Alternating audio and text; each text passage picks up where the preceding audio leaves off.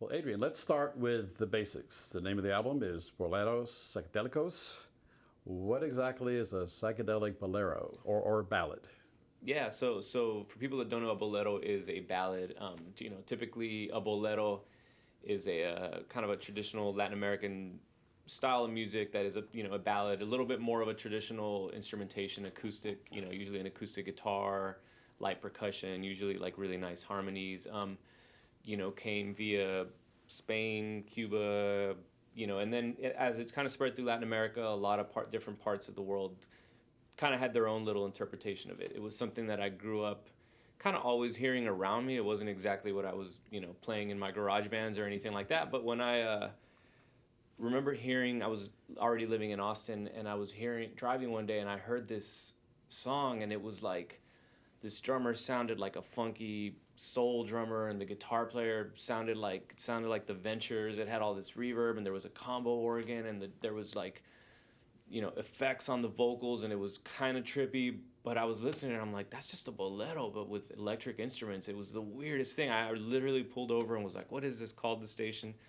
And it just led me down this path where I never knew that existed, because of course, like everywhere else in the early 70s, young kids in these parts of Latin America started to just pick up electric, and they were listening to American soul bands, British, psychedelic bands, whatever, and adding that, wanting to play garage band, but playing their own traditional music. And I just became obsessed with that meeting point of that, how just all things just kind of come full circle musically. And always wanted to make an album that really just influenced everything I've ever done since I heard that. And this happened how long ago? Almost 20 years ago. It was, what I remember was, it was during the MySpace days, to date that. Whenever MySpace was, not the relaunch of MySpace, the original MySpace, because I remember I threw that on my MySpace page, and I actually was getting comments from people, and it was just amazing and beautiful. And I mean, I swear that just about everything I've done since has had a little bit of that influence. But I finally, during the pandemic, like most people, saw my calendar go away, and I decided to finally do it. So I was going to ask, why did it take so long? Not that you haven't had a few other projects up your sleeve that you were working on during those 20 years, but it was really the pandemic. If one can count anything good about the pandemic, it did open up time and space for people to do things that they might not have ever done or didn't have the time to get around to doing. Yeah, absolutely. Timing was also just maybe off when I originally wanted to do it. I think about 13 years ago, we recorded one of these songs. Me and Natalia Clavier, one of the singers, recorded that actual song. It was just so haunting for me that I had to record it. So this was a long time ago, and I remember trying to explain this concept to people, and nobody was really having it. Like it was kind of out there to explain it to people now. And I will say, like, in the last few years, that music has been a little bit more present. You find more of it on streaming services. I think there's been a lot of TV series on Netflix that are based in Mexico and Colombia that have actually used songs from that era. So now it's like people are hearing it more. So the timing was maybe a little bit off, and then now all of a sudden, obviously, like everybody else in 2020, I went from seeing my calendar, go empty for 1 month, 2 months, and then all of a sudden it was like, oh wow, I'm gonna have a year, and then it turned into 2 years. And so I've just really utilized that time to finally go for this concept, and it just seemed like the timing was just better for it. So you no longer had to go to the mom and pop Mexican stores to find these records. You'd find them all, like everything else, on the internet. Yeah, absolutely. Before the last 5 or 6 years, you could really, really dig to find the actual vinyl, but it wasn't that accessible. I used to have to buy these like greatest hits CDs. There was tons of those compilations of that. Like, they have so many greatest hits, down in Latin America, so many collections of greatest hits. And then I started finding just really kind of bad copies on YouTube. People would like upload their stuff, but I feel like all of a sudden I started finding things on the streaming services, and I'm still, I became pretty obsessed, even more obsessed with it when I was finding it, but I'm still discovering more and more of this music. I just went to the Austin Record Convention week or two ago, and it's overwhelming to walk in there, but I knew what I was looking for, and I just started putting the feelers out. And this guy would say, those guys from Boyle Heights in LA at that booth 2 whatever, and then the guy from the Valley in McAllen, like, asked them. And I just went, and I found I mean, there's so much, is such a vast, just world of people that were recording music that didn't always make it to the U.S. You know. So people who maybe don't know that much about the album or haven't really read up on the songs, they might think that this is a collection of cover songs of classic ballads, boleros from 60s and 70s, but that's not true. There are some covers in the mix, but some of these are new original songs. Yeah, so I started the album by, it was kind of as an exercise, dissecting the songs that I was completely obsessed with, that I knew had to be on the album. These were like the anchors, the songs I couldn't get out of my head.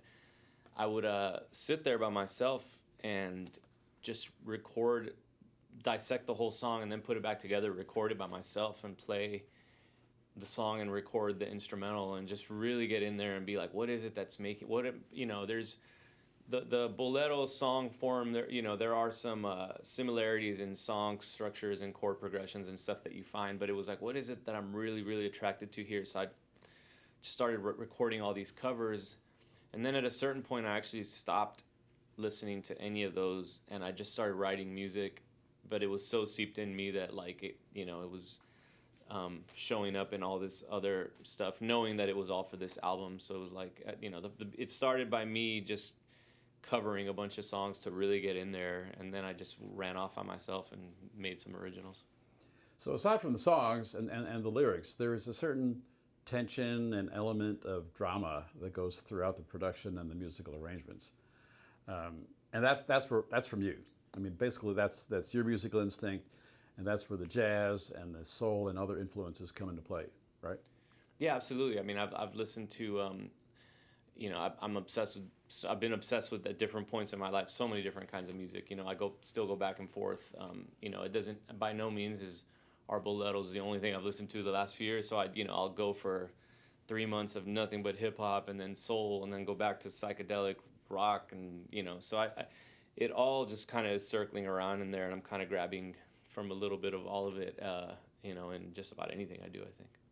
So we've talked about the songs and where they came from. What about the guest musicians and the singers? That must have been a difficult process to decide who to invite and who was able to come and do this.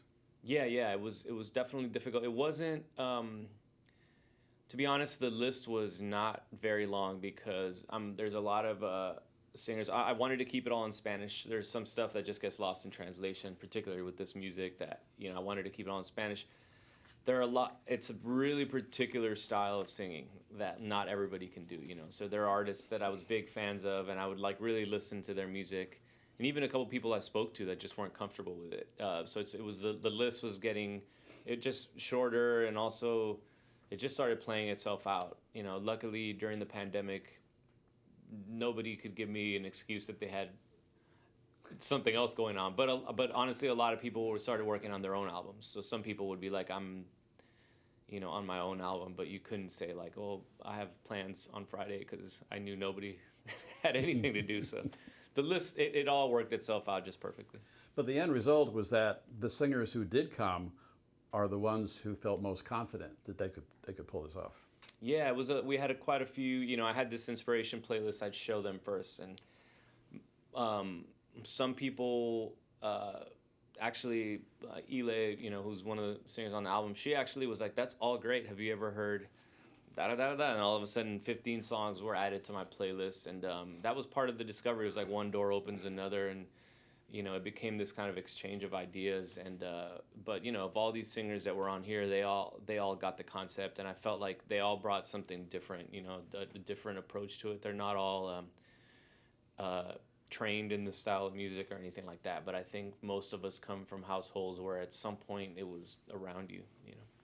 So you've said that the organ is the one instrument that sort of defines the overall sound on this album, or at least it's something that really stands out.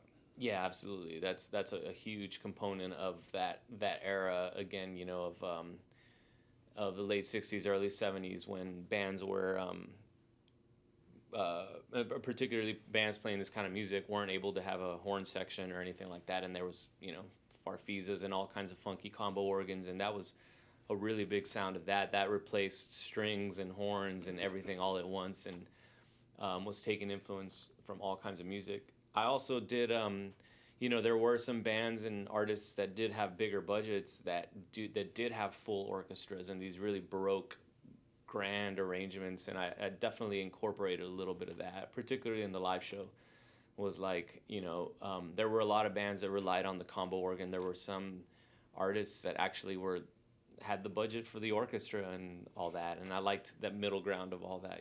But I mean, I think you think about psychedelic rock, and some of the Beatles stuff was, Sgt. Pepper's was so grand with everything that like, you can be psychedelic with orchestral arrangements. I think Beach Boys and whatever. Sure. Well, finally, and people keep asking, given the scope of the amount of music in the era that you were trying to cover in one album, what about the possibility of a second follow-up album?